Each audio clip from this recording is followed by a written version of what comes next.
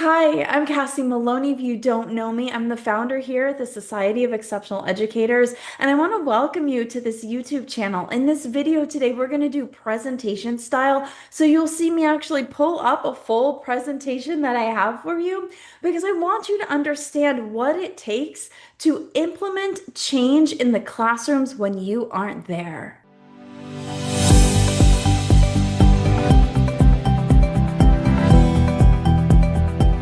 As VI specialists, we want all of our teachers, our paraprofessionals, and our related service staff to be able to help our students. We're the only ones who really have a great understanding of visual impairments. So how can we train our paraprofessionals, our other teachers, our other related service staff in ways that actually get them engaged and help them to increase the academic and daily living skills of your students? That's exactly what we are covering in this video today. How do we train our paraprofessionals and our teachers? We're going to be walking through the exact steps that you need in order to help them become more impactful. We're going to go over a lot of questions like what is the biggest goal for training? How do we actually do it? How do we set up the structure and how do we keep them engaged? If you're new here, welcome so much. We are the Society of Exceptional Educators, and we provide 21st century teaching techniques to all teachers who work with students with visual impairments. And now I know that it is summertime. I know that you may not even be thinking about this, but for those of you guys who really are putting on the hat of how do I help my teachers and I want to be more engaged and I want to create a training system for my teachers and my TAs, this video is for you. Let's dive directly into it with the exact question that I just posed. First and foremost, when you are presenting, you got to know what the biggest goal for your training is going to be. So, I'll walk you through a framework of frameworks in a second, but that framework that is used by universities now says that we don't just want to think about what needs to be taught, we want to put the goal first, just like we would with our IEPs, just like we would with our students. What is that goal? Go ahead and write that down. I want you to take out a sheet of paper or a notebook or something, and I'm going to help walk you through the beginning steps of creating your training. What is that goal? What are you working on? Are you working on just teaching your paraprofessionals and your teaching teams how to work with your student? Are you guys working on an entire gamut of VI foundations? Are you just teaching them about this one student and the actual visual impairment and how it works? What is that goal? And then from there, that's when you can create this training. The next question that you might have has to do with how long the trainings should be. Now, your trainings are going to be as long as they need to be, my friend. They're going to be maybe an hour. They're going to be maybe 3 hours. They're going to maybe be a full day. I suggest that you take the transformation. What do you want them to know? What do you want them to be able to do? And then use that as the starting point. And then figure out, okay, what do they need to learn? How am I going to get them from where they are to this transformation? And make sure that you are very clear on it, very concise. I don't want you to walk away and think, oh, they need to be able to increase my students' skills. Okay, but what does that mean? So, figuring out what your actual goal is will help you to understand how long your training needs to be. A lot of times, what we do is we pack our trainings with too much information. Have you ever done that? And then they get overwhelmed, and there isn't enough time to actually do anything with it. So, when you're planning your training, I would suggest to plan for a few hours to start and then possibly do some follow-ups later on in the year. Or if you have a full day, man, that would be so nice if you have a full day. Go ahead and use that full day, and then, of course, follow up with more trainings later or allow them to access you for questions later. The next question that you might have might be, when should I hold these trainings? And that question is also going to depend. When is the best time for you to hold trainings? For me and my staff, trying to get them during the actual school day is not going to be possible. So we like to hold trainings after school. Are your paraprofessionals allowed to take trainings after school? Are you available on the weekend? Or is there a certain day and time at the beginning of the year before the students come in that you can actually provide this training? I worked at a school once where every Friday, all of the paraprofessionals or first year teachers had to attend a training that was in sequential order. There was a curriculum and it helped them to understand how to work with our students, but it was already built into their day. Before the school year begins, how can you build something like that into your students or your paraprofessionals and your teaching team's days or their weeks or their months? Do they have like every other Wednesday or every Wednesday is a half day, which then in turn becomes training time? Can you sneak into that time? Find the different pockets of times that you can actually train them so that way you aren't caught at the beginning of the school year trying to figure this out because then it's almost too late. And it's definitely too late once you're actually getting into the year. Now, I'm not saying not to do it or not to try, but once schedules are set, it's going to be a little bit more difficult. So, with those questions in mind, the next thing that we're going to look at real quick is how can I fill my trainings with specific actionable strategies that actually get used? Because there's no point in anybody coming to your training and then not actually using what you have to say. So here's what I'm going to say about that. When you are developing trainings, you're going to want to think about everything that your team needs to know. And the most important thing, this is the key. If you take nothing else away from what I'm sharing with you today, I want you to take away this one big thing. And the key to trainings is going to be for you to be using frameworks. Let me break this down for you. Frameworks allow our teachers, our paraprofessionals, our teaching teams, they allow anybody to understand what's actually being taught. An instructional framework provides a cohesive structure made up of proven components, but it is adaptable so as to work with a varying degree of teaching styles, content areas, and student needs while maintaining the core structure of the framework. Teachers can unleash their creativity with confidence that their students are going to be successful. This is just one example of a framework and how or why we use them. This was on learningfocused.com. It was a cool website for you to go look and learn about why we use frameworks. Now, a curriculum framework is something that every school uses, every district uses, because they are proven. Because when you set things in a framework that is scientifically backed, it can allow your students, which in this case are your teaching team, to conceptually understand what is going on. So when you are creating a framework, you want to look at making sure that it's a science-backed framework that provides the teachers with the skills that they need. And in this case, we're looking at increasing daily living and academic skills. Whatever skills you are looking at increasing, you're going to use a framework that increases those skills.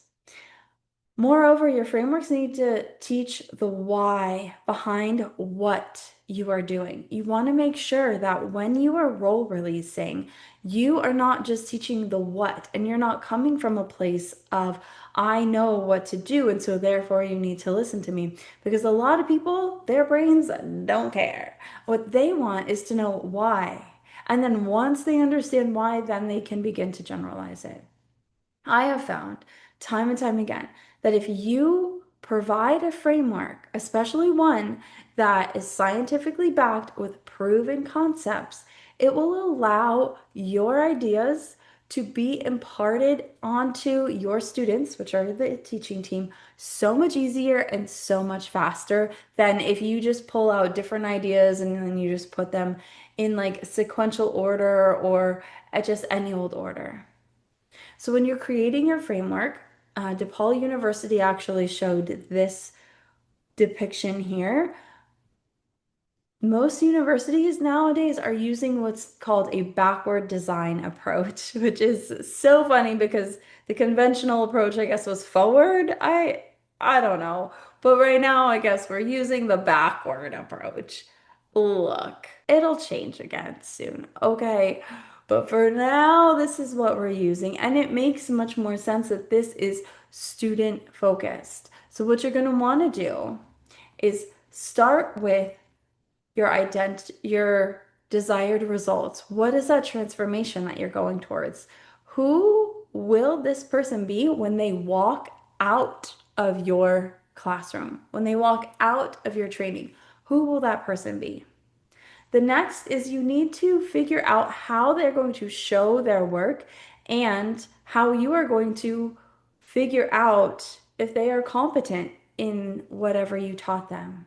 And then the next thing, the very last, is for you to plan their learning experiences. So often we do this backwards, and it makes sense because we were taught to do it backwards. We were taught that what you want to do is design your curriculum and then go teach it. And then whatever the outcome is, the outcome is. And like along the way, check for understanding. And you still need to do that.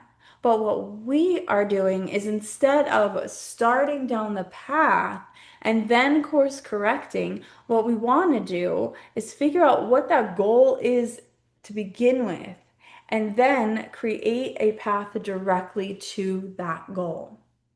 Now, in our VI Foundations class, that the goal is for all paraprofessionals and teachers and related service staff to be able to increase the academic and daily living skills of your students. We do provide a framework. I'm going to show you what that framework looks like. You're welcome to take it and run with it. I also have some other opportunities for you in at the end of this video so that way you can dive deeper.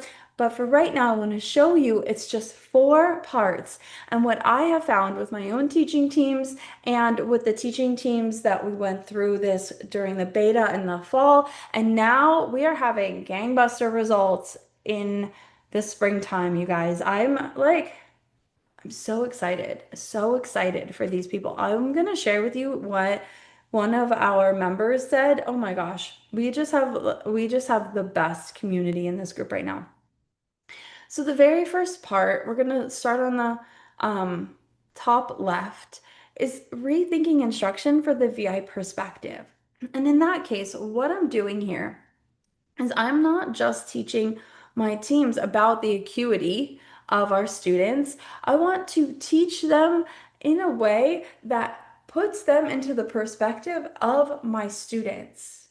And so it doesn't really matter what the etiology is. It doesn't really matter what the acuity is. What matters is can this teacher at any point in time take on the perspective, the visual, auditory, and sensory perspective of the student with a visual impairment.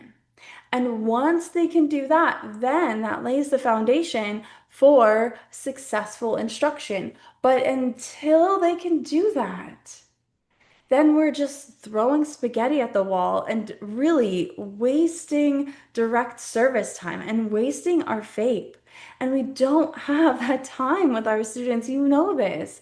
And what I found my teachers doing was they would go and they would learn about CVI, great. I want you all to be learning about that. Also separately, also within the program. Also, we have clarity as well if you need to go deeper.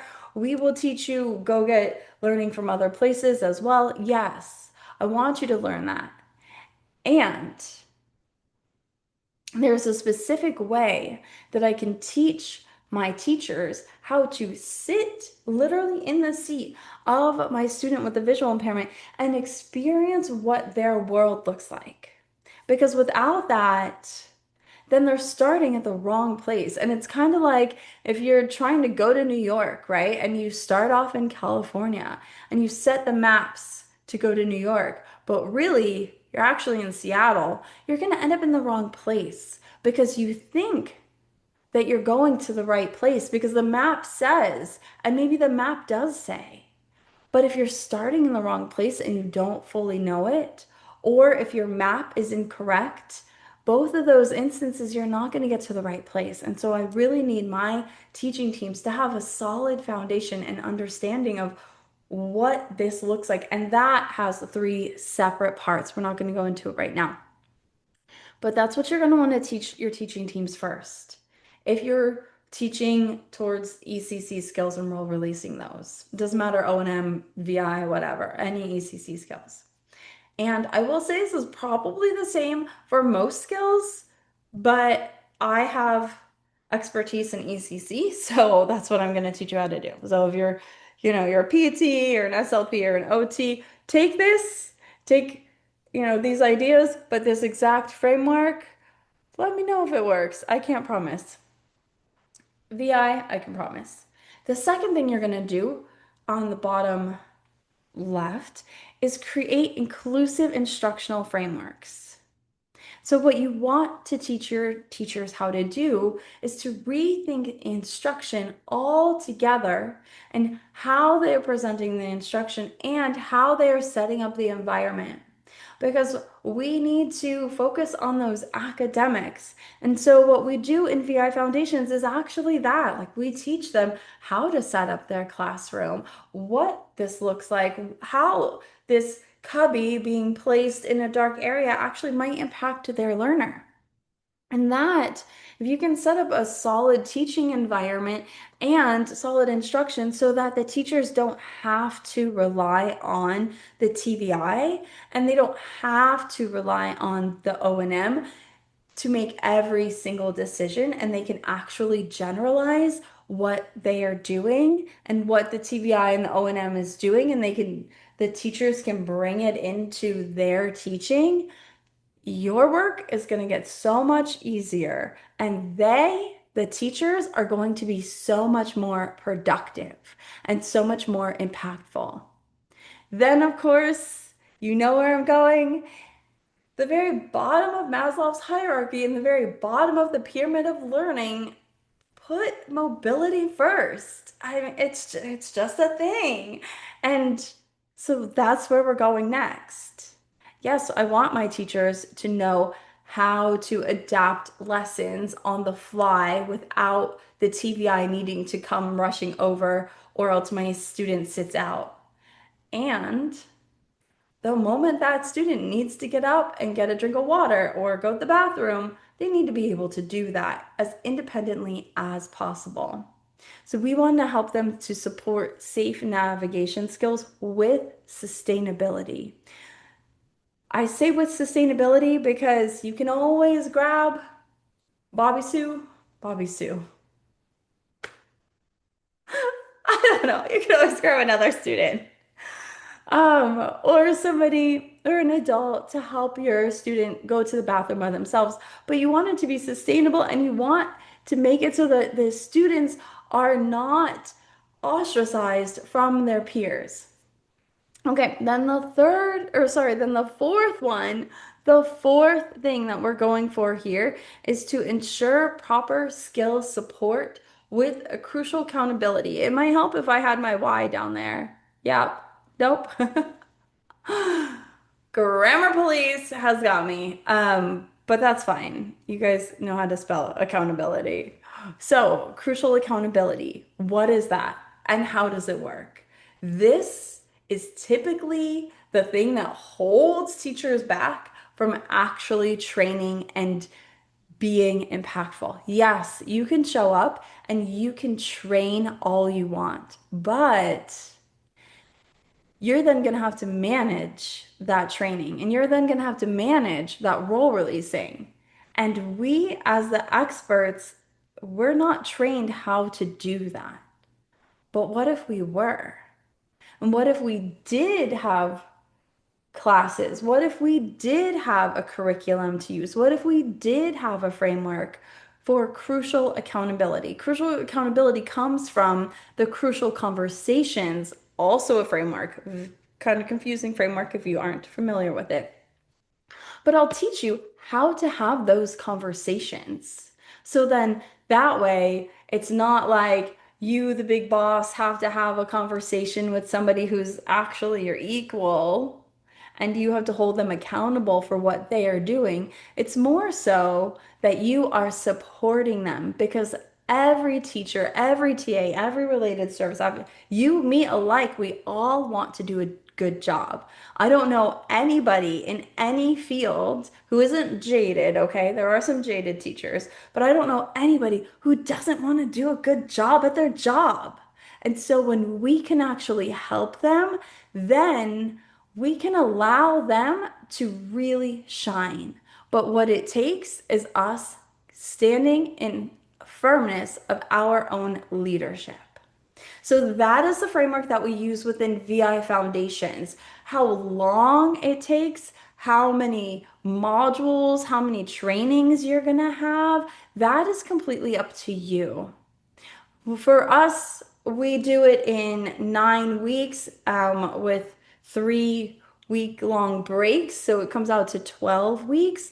It works beautifully. However, for you, you might just want to pick one of those areas to start with, or you might want to just do a half-hour training on each, or you might just want to do three of them and then keep the crucial accountability part for yourself for you to be able to have those conversations later. You can pick and choose. This is the framework that I know works. You're welcome to use it in your own trainings. And if you're interested, we will be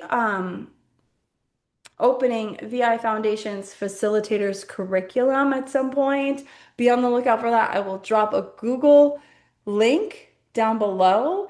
If for some reason it's not a Google link and it's a website, it means we're further along than I thought, which is great. But for right now, it's just gonna be a Google link just for you to say, hey, I am interested in what this is. So we've gotten the framework out of the way. Now, how do we actually teach, right? Maybe you've set up your curriculum and now we want to think about, okay, what do I do? How do I set this up? I'm going to walk you through some things that you know and then how I set up all of my trainings to keep you engaged, to keep everybody else engaged. Let's get into that. Because if somebody checks out, which typically they do every 7 seconds, it's gonna be hard to get them to learn anything. You know that there are four types of learners. This is kind of being debunked, but we're still gonna go with it because it does still hold water here. We've got the visual learner. We've got the auditory learner. We've got the kinesthetic learner, which is the learner that has to actually engage with things, and the read and write learner, which I think of also as the kinesthetic learner. It could be a little bit different. Either way, you're going to want to make sure that you keep all of them engaged in what you're doing. So how can you do that? If you are teaching online, it's a lot harder because you have so many distractions. Just like you probably have a lot of distractions going on right now. Maybe your kid is crying. Maybe you can hear the garbage outside. Maybe I don't know. There's other things going on outside of this screen. I'm probably like this big in your world right now. Just like that, your teaching teams, if you're teaching online, are also just like this. There's got so much else going on, and you've got to capture their attention. So, how can you do that? How can you set up each of your lessons and the overall curriculum as well? I'm going to walk you through how to keep people engaged and really how to keep your lessons from getting boring because you want to be able to answer their questions.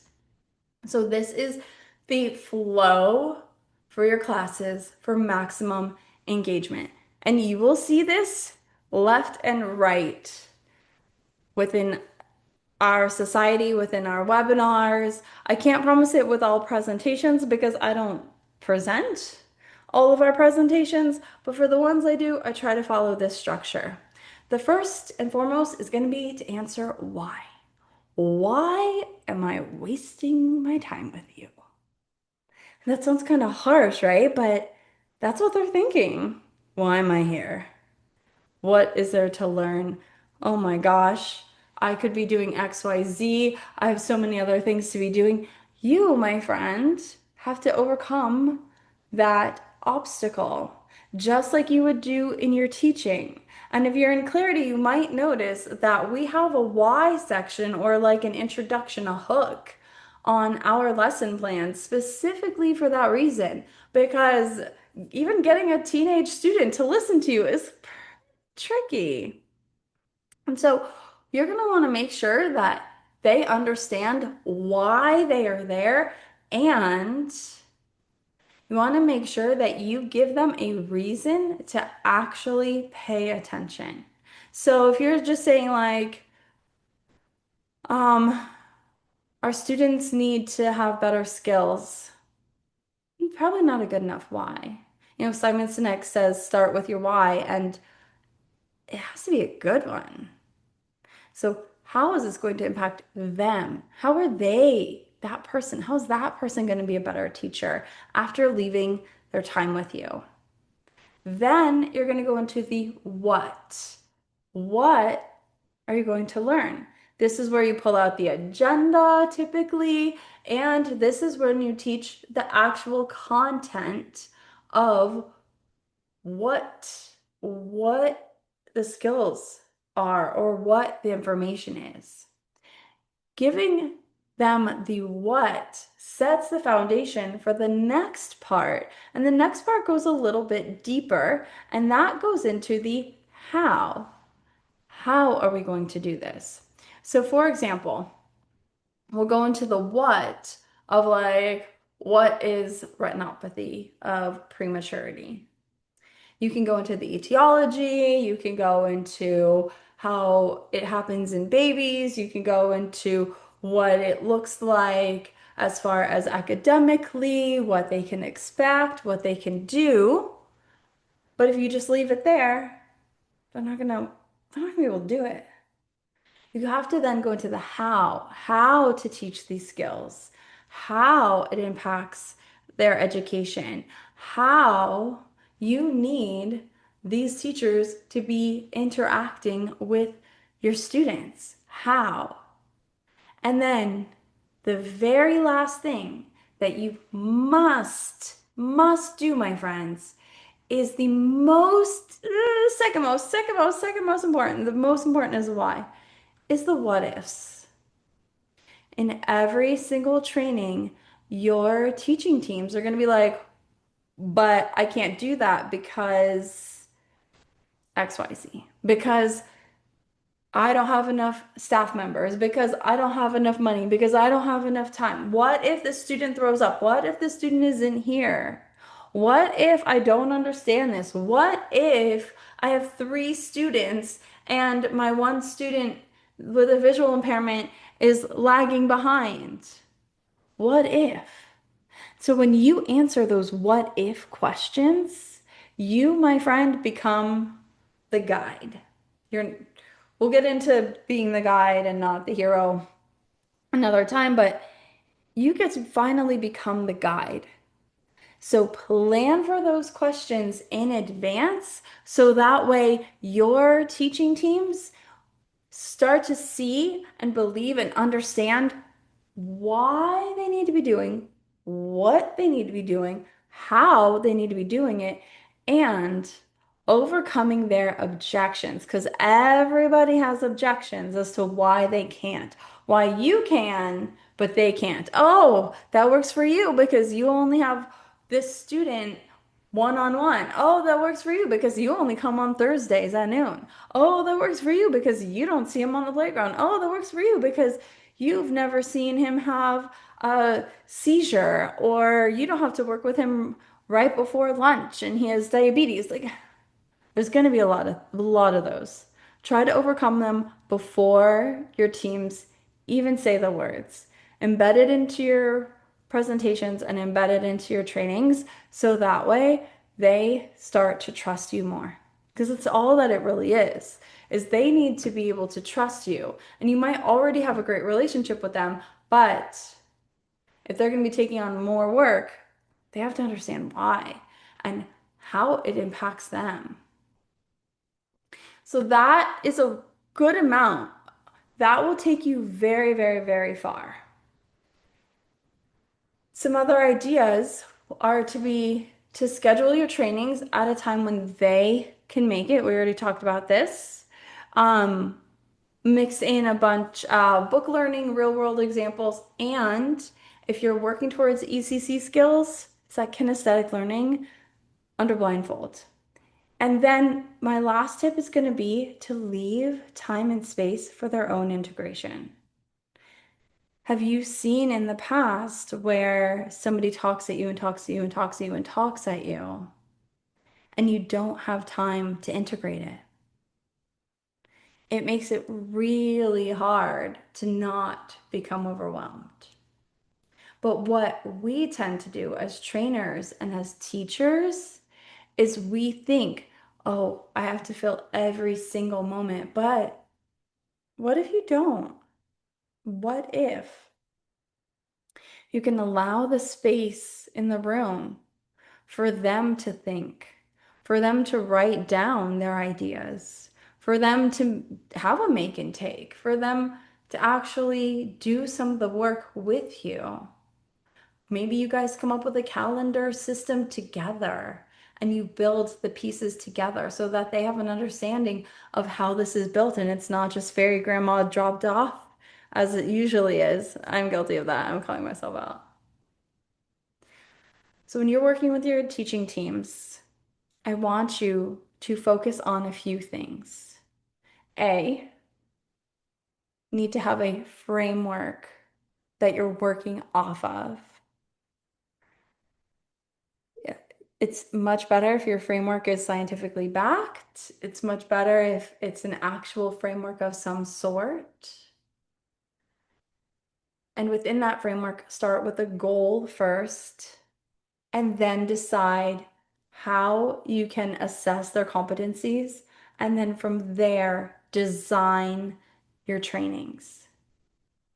We also talked about your trainings need to be appealing and impactful for every type of learner. And so what that means is that I want your trainings to appeal to the visual learner, to the auditory learner, to the kinesthetic learner, and to the read and write learner. I think kinesthetic and read and write are the same thing. And yes, we all have bits and pieces of all of that. Yes. And I'm glad that research is not just siloing us all out anymore. But lo and behold, we still need trainings that appeal to all of it. And if you're like, Cass, but I'm so nervous to do a training, okay. I have some old podcast episodes that are just auditory before we switched over to video. And we'll if I can find them, I'll link them below.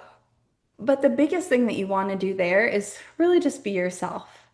If you're super into a certain action figure, if you're super into, I don't know, flying pigs, if you are super into yoga, if you are super into whatever it is, your expertise is going to come from the book expertise part plus who you are. Because those two together, nobody can replicate that. That is your special sauce. For me, I like to add in memes because I like memes. I like to add in gifts because I like gifts. Not gifts, but like gifts, like moving little images. I like to be funny. I like to poke fun at Instagram models doing weird yoga poses because that's what I like. And that's kind of who I am. Who are you? That's who your team wants to learn from. Now, if you're saying, Cass, this is too overwhelming, I can't do that I completely understand. Because when I started working with my teaching teams and we were trying to decode like Why is it that I drop these things off and like you guys don't do them? And most of the time it was because I was just dropping them off. I'm gonna call myself out. I was just dropping them off and I was like, I didn't get to train you on that. Or like they had a 1 hour training on something and they've got like five other kids or 15 other kids, or like the student goes to eight different classes and I couldn't get all eight different teachers in the same room to train like normal stuff, okay? Normal stuff. I go through it too. I'm still teaching. I love it. I have to give it up at some point, but one day, one day. So when I started teaching my teaching teams, this is what happened. When I created a framework that they could go off of, and when I opened it up for free outside of work hours, that's when people started to show up. In VI Foundations, that's exactly what we do. It is a brand new course. It's open to all of your teaching teams. If you want to sign up for the VI Foundations Facilitators Curriculum, you'll be able to see exactly what's inside the course. It's all scientifically backed. It's all going to be the information that you learned in the university and gives your teaching teams an idea of why. Why are we doing this? Why do I have to sit in the perspective of my student and not just like, oh, the Brailleist didn't get me that Braille in time. I guess, little Johnny's gonna sit out again today. Oh my goodness. Those are long gone. And now your teaching teams and all teaching teams don't have to suffer from that anymore. And you, as the expert, as the TVI, as the O&M, you don't have to develop all of those trainings and follow up and follow through because we've got our team to help support you. If you're interested in that information, we'll put that link below as well. We're going to be opening it up at different times throughout the year. If your teams want a cohort, things will be changing rapidly within that offer. So keep an eye out and reach out to us if you like the idea of it, but you need something a little different. We're keeping the cohorts pretty small for right now. I just want you to feel supported. And I want you to feel like, yes, I can do this. I can teach my teaching teams. I can train my teams in a way that actually feels good and doesn't take away my time from teaching.